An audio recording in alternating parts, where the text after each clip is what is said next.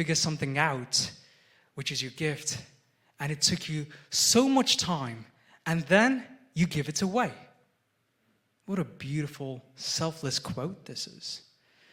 But some of you might be wondering, Jay, why do I have to give it away? It took me so much time. It took me so much effort. I don't want to give it away. I want to keep it with me. That could be some of you. Or some of you could be like, well, Jay, I have bills to pay. I have a wife or a husband to take care of. I'm an adult now. I don't have time for any purpose or any gift.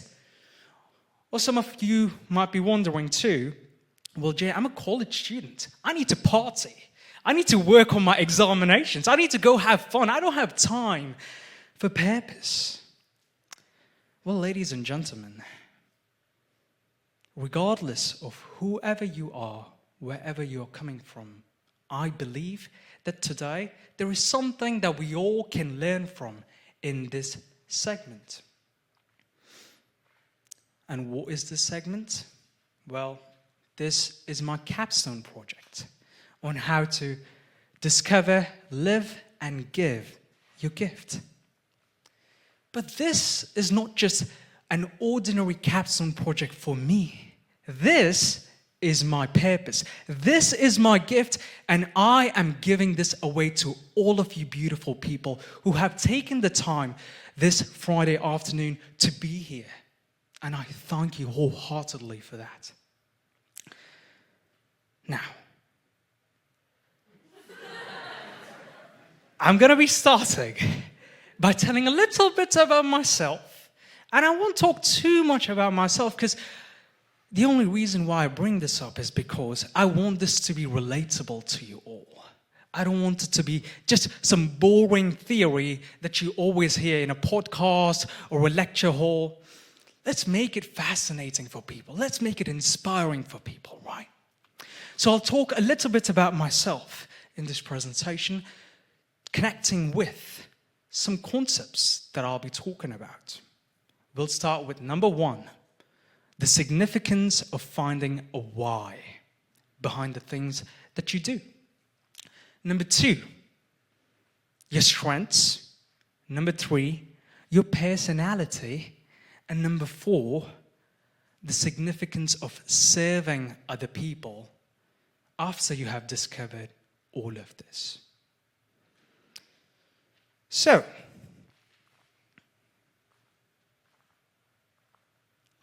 it was 2019 where I was contemplating on what am I supposed to expect here in the United States. I remember clearly, I was watching a lot of American movies in the month of July 2019, right before coming to the United States, and I was like, wow, this is going to look like New York, Times Square.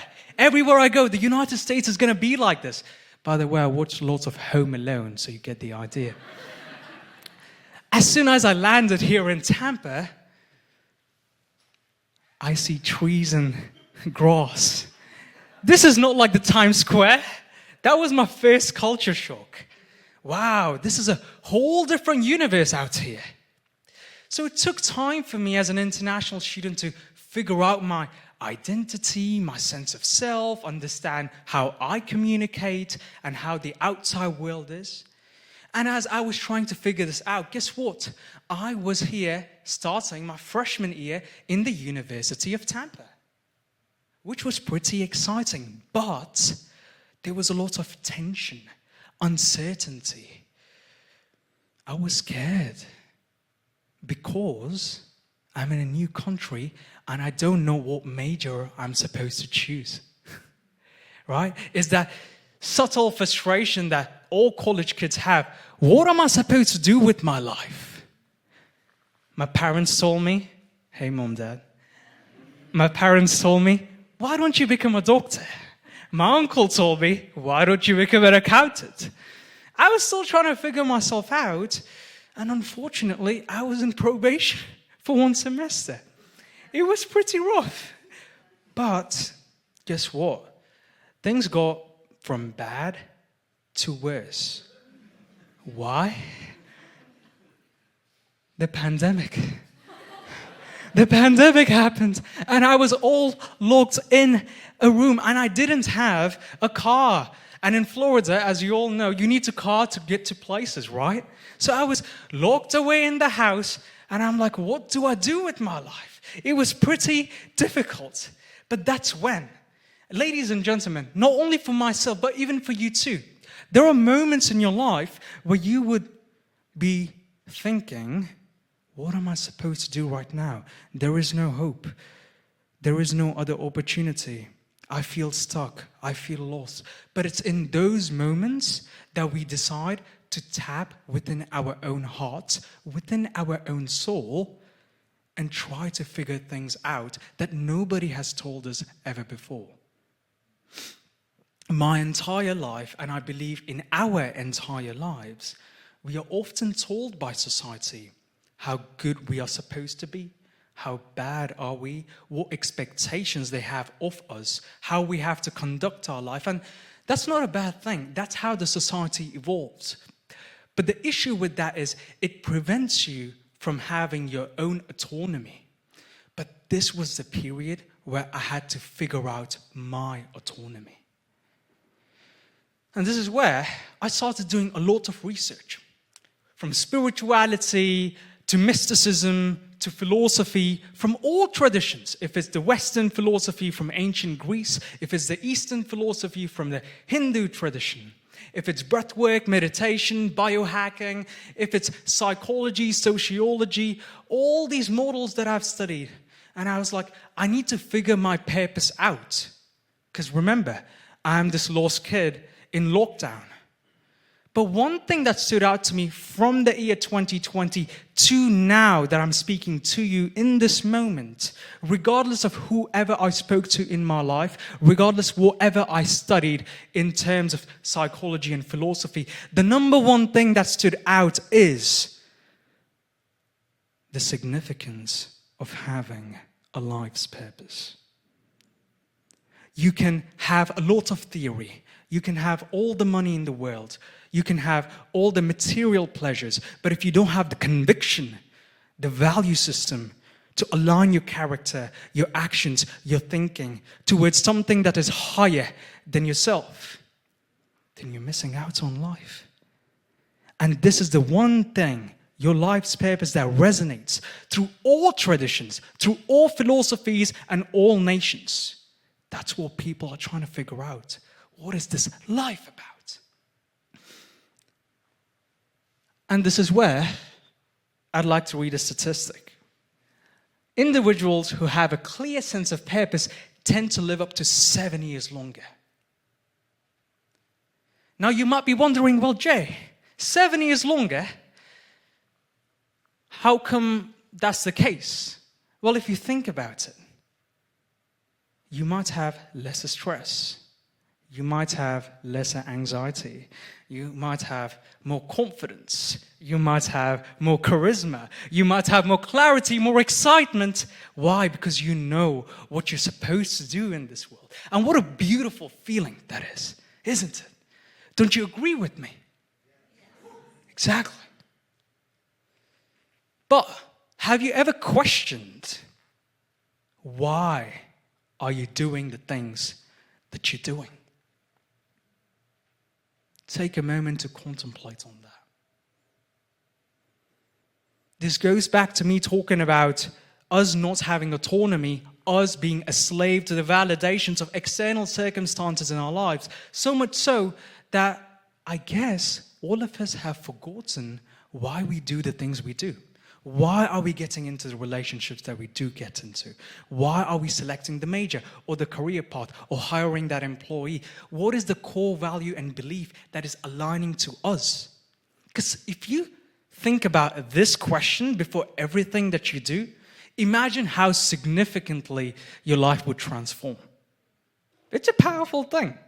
And this is where, in the year 2020, I came across this wonderful concept known as Simon Sinek's Golden Circles. By show of hands, anyone know who's Simon Sinek? Pretty famous guy, isn't he? So he has the Golden Circle that starts with your why, figuring out your why, figuring out your what, then figuring out the how. To give you all an example, by show of hands, who here has heard of the famous boxer Mike Tyson? Right, everybody in the room has heard it. Pretty intense fighter, wasn't he? Right? Now, by show of hands again, who here has heard or knows about the fighter who was the first person to knock him out? Okay, only 5 hands I see. Interesting.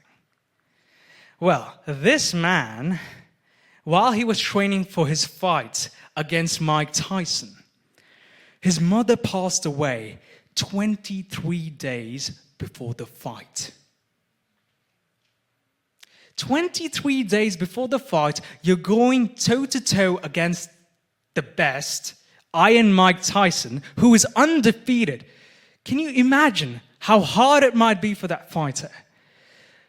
But guess what?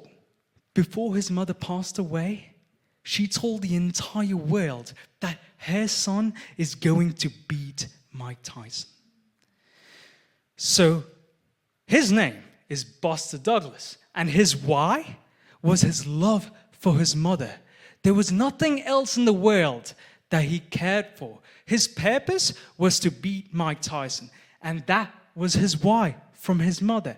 His what? He trained intensely, round upon round, heavy bag upon heavy bag, sparring, on and on and on.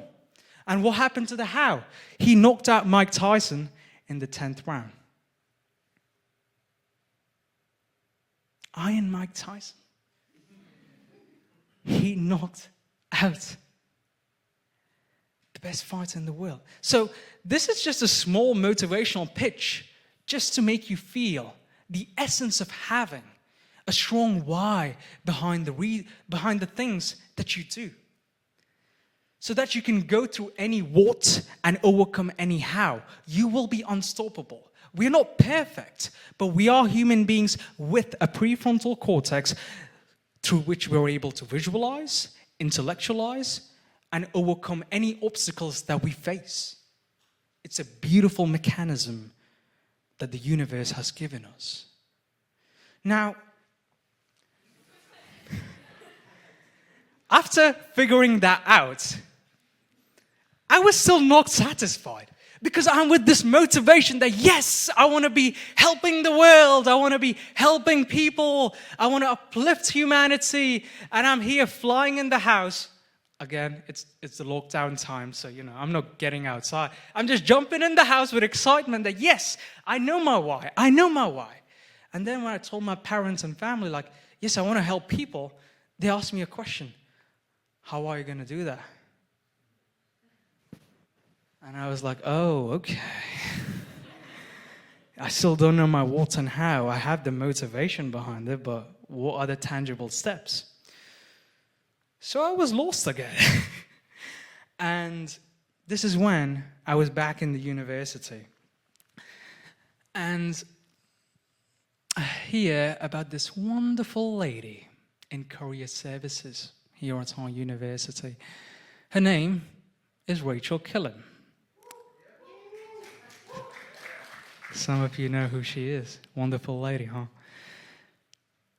So I was pretty nervous. Actually, I didn't need the mic anyway. So I was pretty nervous. And I was like, okay, is this lady going to have the secrets of the universe that I'm trying to crave for? Like, does she know everything? Is this it? Will I figure out what I'm supposed to do in this world? So I knock, and I sit, and I ask her, and I explain her about my why, about my hunger to change the world. And I'm like, well, but I don't know what's the next step. Can you please explain me, Miss Rachel? I need to tell my parents, I need to tell my family and my friends on how I can do this.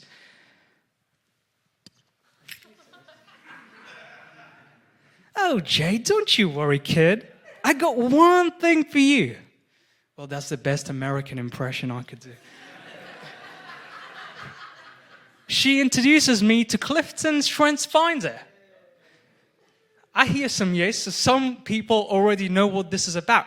But I was taken aback. I was like, what is this?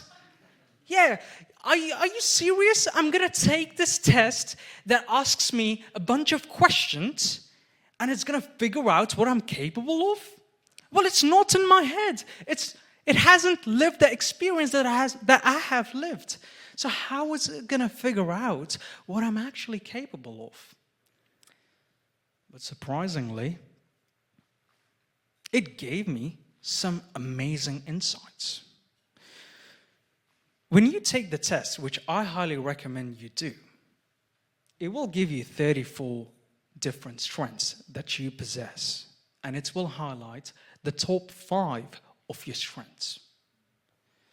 And it's categorized into 4 different segments.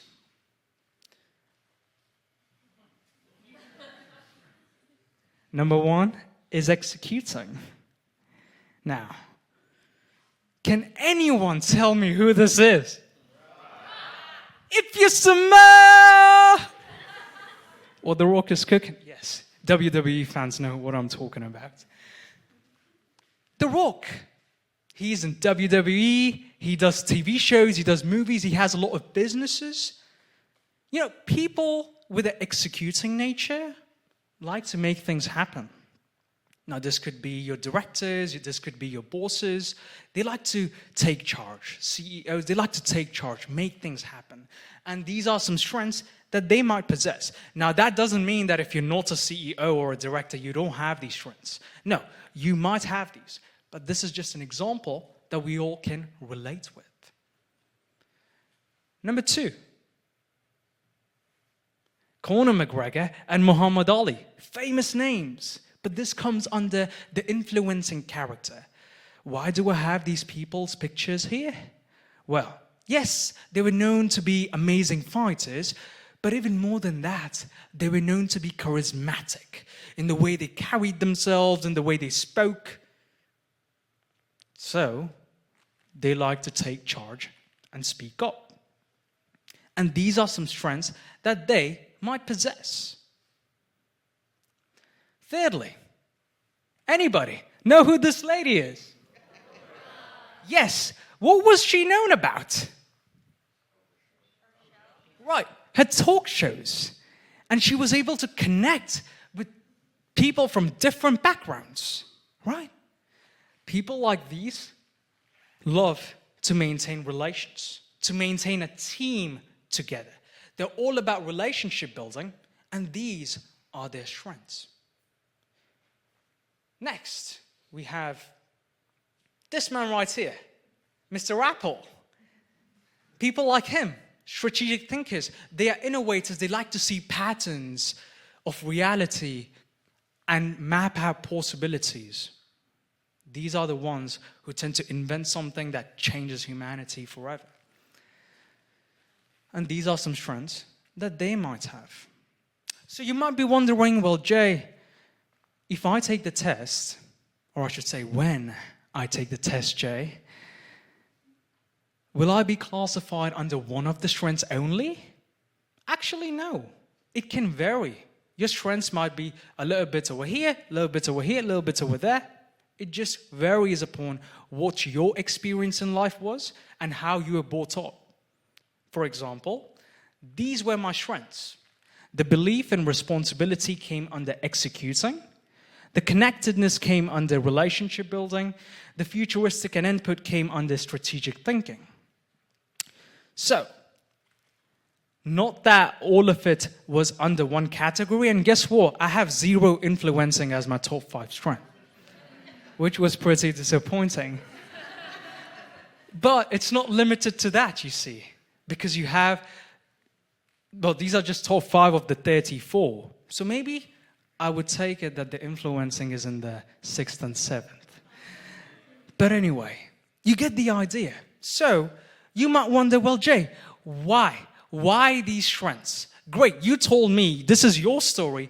What benefit will I get from this? Well, I'll tell you what benefit you'll get from this.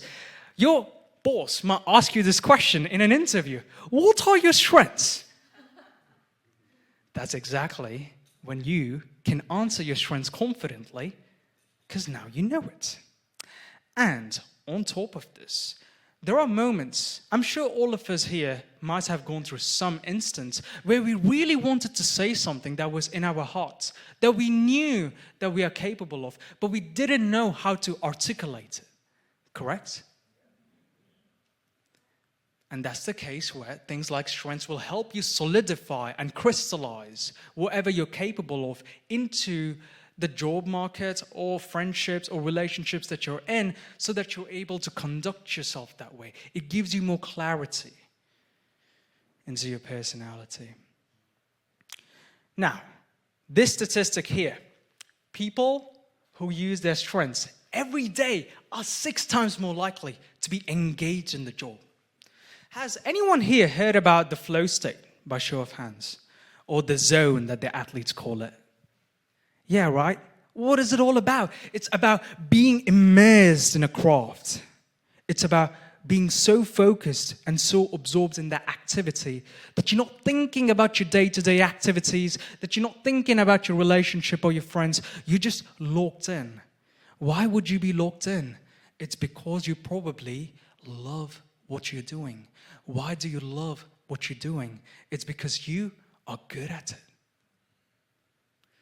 So, that's a great way that strengths can help you identify. CliftonStrengths can help you identify what you're capable of. And by the way, they're not paying me for this. This is helpful for everyone, that's why.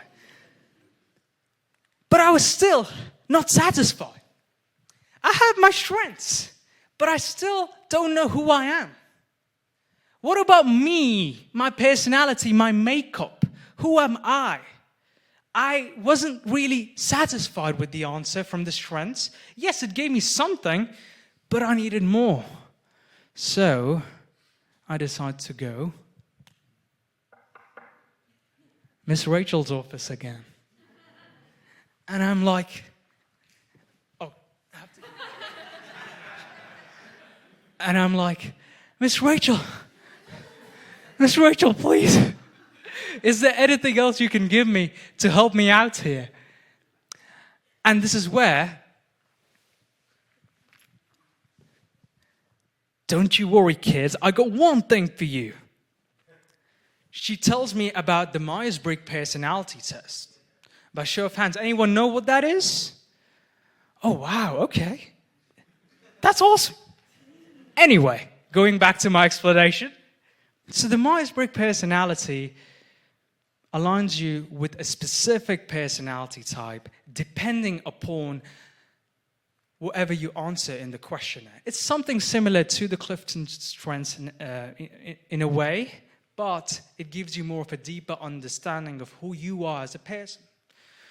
It has different types within which you have an E, an F, a J, and other letters too. But that was my personality. But let's see how it classifies as you. Right?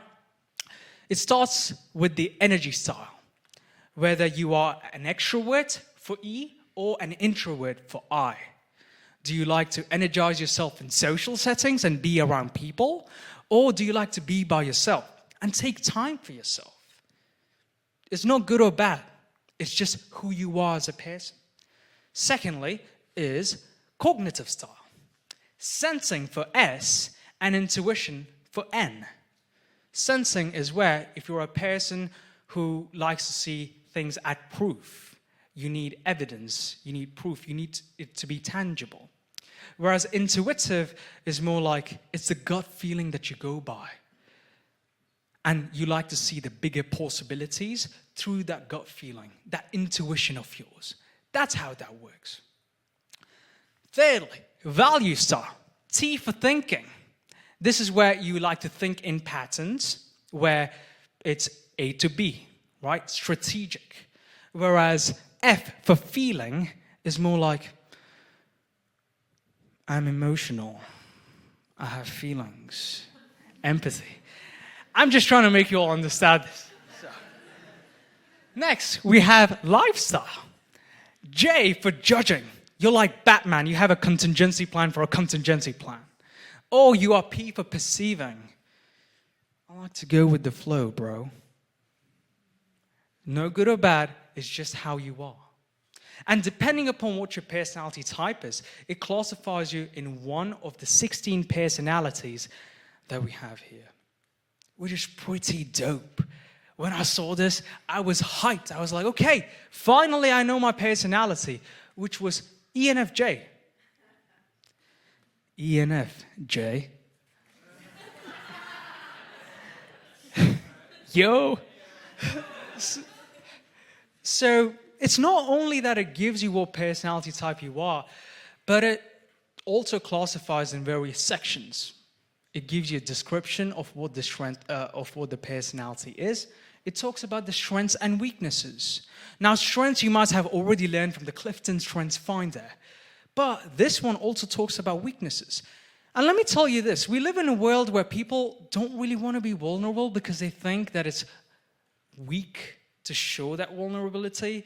But I'll tell you this, it is important to at least understand your weakness so that when there are times and moments that you have to be vulnerable, you exactly know when to do that, how to conduct yourself, how to be emotionally in connection with people. Because you know yourself better and you can have boundaries accordingly. Pretty cool stuff. It also talked about relationships, friendships, parenthood, and career paths.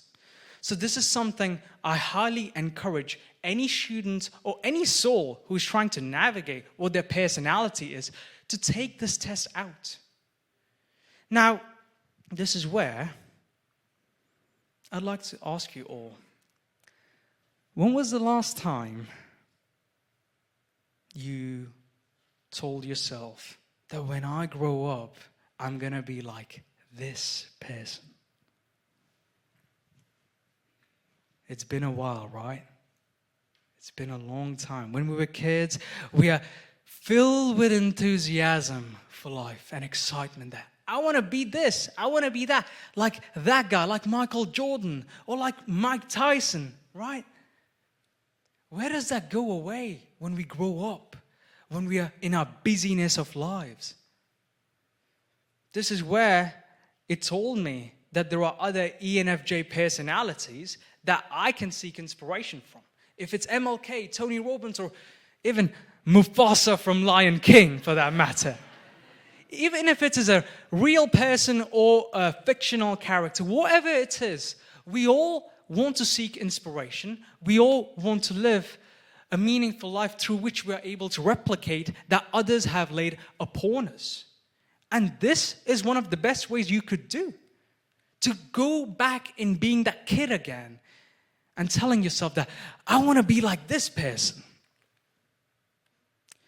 So, in 2021, I came across this wonderful concept known as Ikigai. It's a Japanese philosophy where it talked about connecting the 4 dots. What you're good at, which now you know through your CliftonStrengths Finder. What you love, which you know through figuring out your why. What the world needs, and what you get paid for through understanding your personality and the job market. And when you connect these 4 different things, that potentially could be your life's purpose. Interesting stuff. Who here has heard about Ikigai before? Okay, I see some hands. So yeah, it's a pretty useful tool. But I wasn't satisfied though, because think about it. We all might have ideas on how we want to live life. But guess what? When shit hits the fan, when reality comes into play, things always don't go in accordance with how we want it to be. I was still a junior in college, and even after figuring out these concepts, it wasn't enough because there's something called time. Things take time. Greatness takes time. We can't just get there. But little did I know, I was so thrilled and excited that I want to do it right now. I was lost and uncertain of where the world is going to take me till I met this one guy, Damien Contessa, who told me, hey kid, why don't you slow down? Slow down, Jay. Wow. Here I am thinking, and then this guy tells me to slow down. And this is where I'll ask you all a question too. When was the last time you took the time to slow down? Right?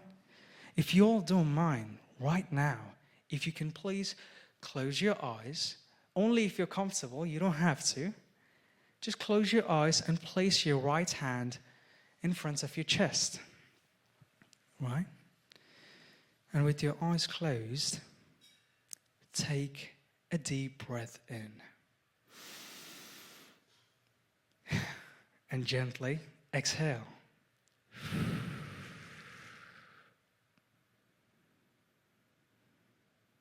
And gradually open your eyes with a smile on your face.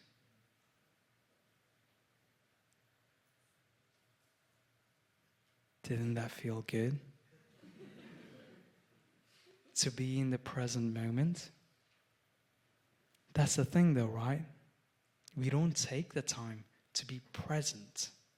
If it's in our relationships, if it's in our job, if it's while we are driving to work.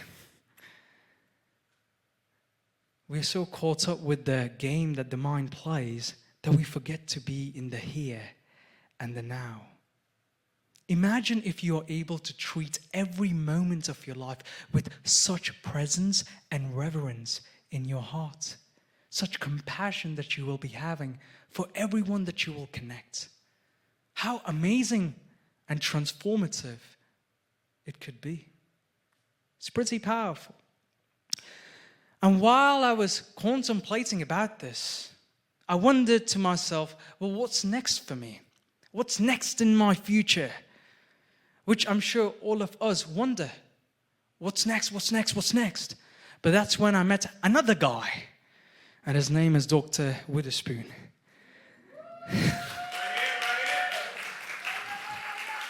And he told me, well, Jay, this is great. You have all these ideas, all this heart, and all this vision for life.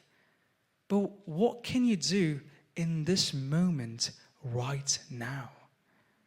In the area that you're in right now, in the university that you're in right now, how can you be of service to people here? And that shook me again. Because oftentimes, we might be thinking about the future, but we miss out the opportunities that are right in front of us. All it needed to take was you just looking for it. It was right there. And this is where, with the support of Miss Gina and Miss Addie from the Wellness Services, we were able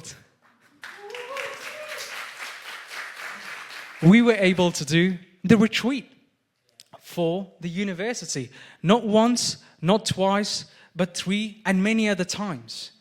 Not only that, we were able to do events on campus. We were able to build community for a lot of students. A lot of freshmen, sophomores, juniors, seniors, didn't matter. And when I was doing this, I realized one thing. Although the journey started within me, with the struggle or the frustration, at the end of the day, it was never about me. Because it's not just about me, it's not just about you, it's about us. We are in this together. Think about that for a second. Growing up as a kid, you had your parents. In school, you had your friends. At some point, you're in relationships. When you go to work, you have your co-workers that you work with. No matter where you go, you're always with people. And the hero's journey, as Joseph Campbell puts it, yes, you're going to start with your adventure, you're going to slay the dragon, and then you're going to go back to the village and you're going to teach people and inspire people. That's how it is. So from all this framework that I just told you, which I'm sure you already probably know, it's not just about understanding what you're capable of or what you're good at to do in this world, but it's also about serving the person next to you. Take a moment to look at the person on your right. And the person to your left. Look at each other. Give a big smile. Hello there, how you doing? What difference does it make from you and them? They are human beings too. They have emotions too. They have families too. They also want to be loved. They also want to be inspired. And so do you too. We are always in this together, regardless of what the politics say, how the economy is, or the international situation. Remember that we are humans first and everything else comes later. But it all starts with that conviction that you can find the truth that lies within you, right? With that clarity, with that reverence for life. That's what's important. So, in this presentation, I talked a little bit about myself to make it relatable for all of you all, and talked about, number one, the significance of finding a why behind things that you do. Number two, the strengths that you might possess. Number three, your personality. And number four, the significance of serving other people. And I'd like to sort of close off with this quote where it goes, "No man ever steps in the same river twice, for it is not the same river, and for he is not the same man." It's a powerful quote. Why do I bring this up? Well, today I talked about the significance of purpose, significance of understanding yourself and all that. But know that even after you came in terms with something profound in your life, that isn't forever. It keeps changing. The person that you were 5 years ago and the person that you will be 5 years from now, two different people entirely. You never know what experience you'll go through, what highs, what lows, what people you might meet that will shape you to the person that you will become. So it is pretty important for us to keep our minds flexible, open for opportunities, with one thing or two things to be a constant factor, which is the intention for growth and having the awareness that you are always evolving. That's pretty significant. So, ladies and gentlemen, please figure out your gift and give it away, because you're never going to be alone. You want to make this life meaningful, worthwhile. When you look back in your 80s and you're like, wow, that's the life I lived. That's the impact I made. Wouldn't you agree? Wouldn't we all want to live a meaningful life? Yeah. Exactly. So, there you have it. Thank you very much.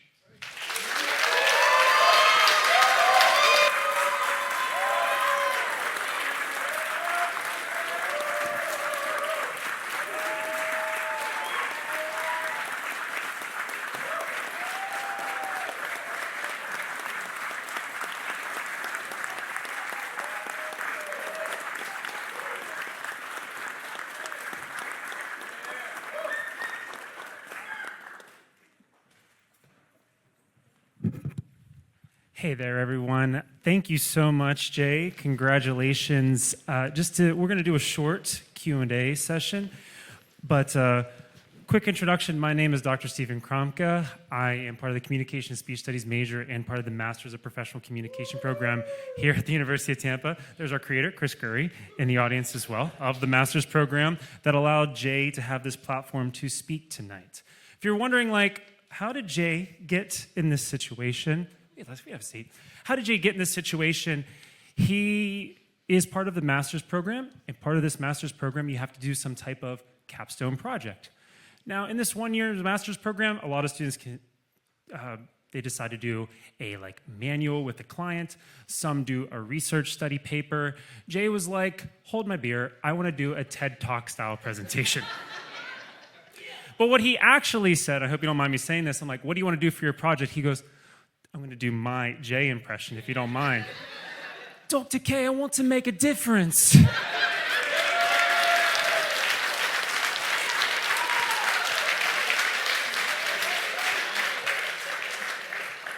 And I think he did that. You think he achieved his goal?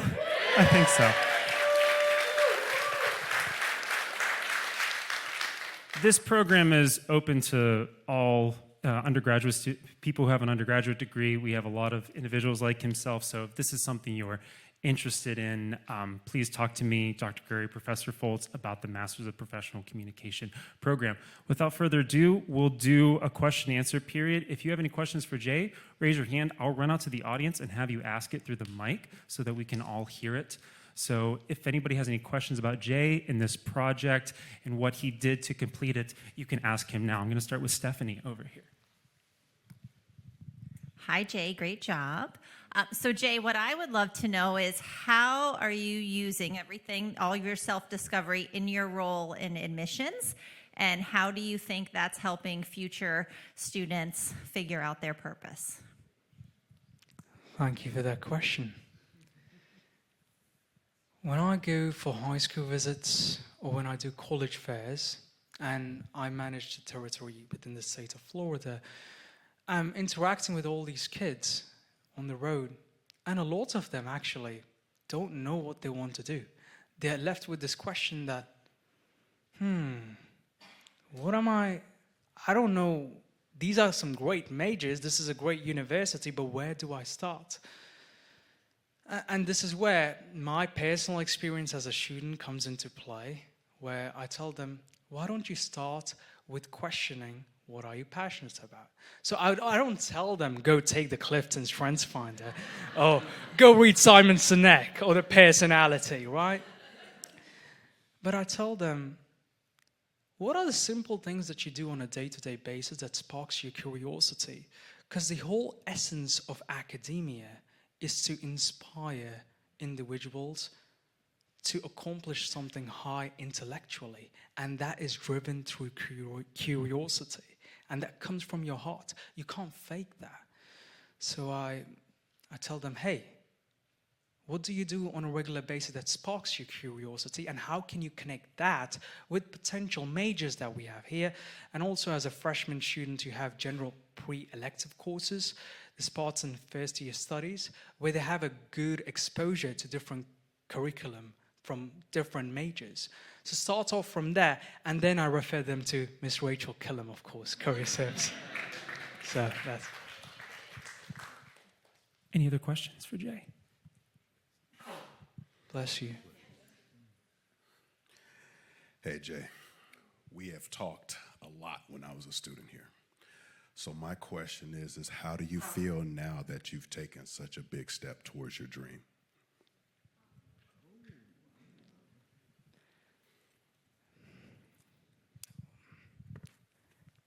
This is a starting step.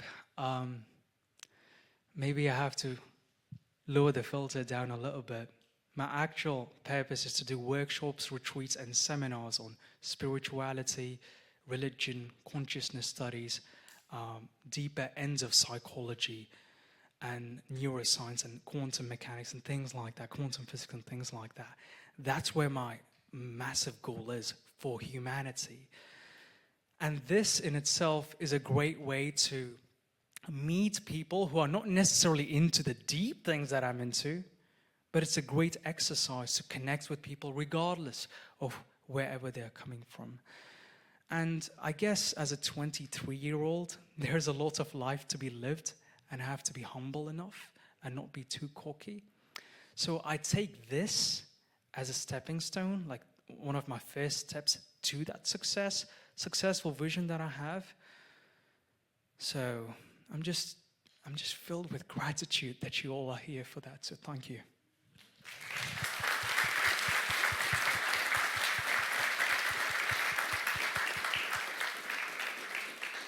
And we have time for one more question if anybody has anything else for Jay.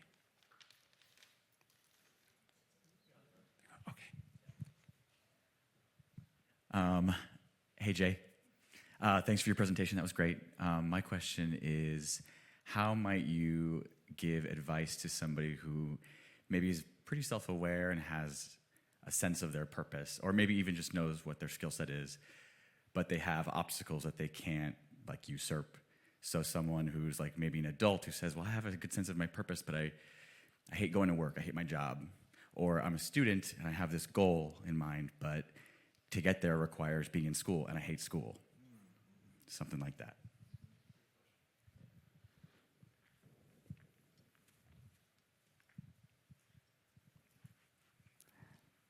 Before you eat the sweets, you have to eat the vegetables, right?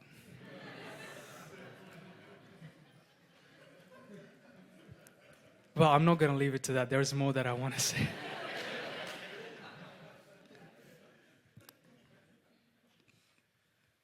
But that's how I see it. We may not necessarily want to be in the position that we are in because we are hungry to do something different. But sometimes, I guess, without getting too religious or spiritual here, the universe is testing you in that stage that you're in. And you have to clear that stage. Think about this as a video game. You can't go directly to the final boss. You have to step one level at a time.